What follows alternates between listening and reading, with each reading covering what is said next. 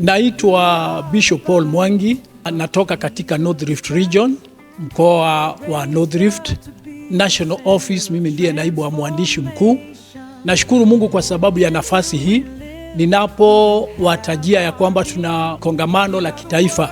Mkutano ule tumeuandaa na tumeweza kuombea. Tarehe za mkutano zitakuwa tarehe 12 hadi 15 pale Nakuru Boys High School, na tunatarajia wapendwa wetu waje kutoka pembe zote za nchi yetu, kutoka upande wa Pwani, kutoka Central Kenya, kutoka Mount Kenya, Nyandarua Region, Central Rift, South Nyanza, Central Nyanza na North Rift. Wote tunawatarajia mje kwa wingi ili tubarikiwe. Mungu ameandaa kongamano hili, na waomba nyote, wakubwa kwa wadogo, wachungaji, maaskofu, wazee wa kanisa na washirika wetu, njooni tubarikiwe na Mungu. Roho wa Mungu atashuka. Kuna upako ambao tunatarajia, wagonjwa wataombewa na hata ujazo wa Roho Mtakatifu. Hivyo na wakaribisheni nyote, na washukuru nyote mnapojiandaa.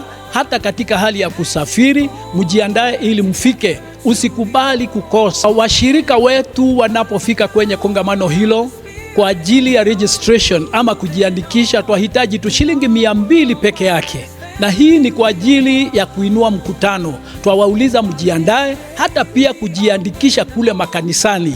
Jameni, karibuni Nakuru, sote tuingie mji wa Nakuru na ili tubarikiwe. Mungu awabariki mnapojitayarisha kutoka pembe zote za nchi yetu. Twatarajia kuwaona kwa wingi mahali pale.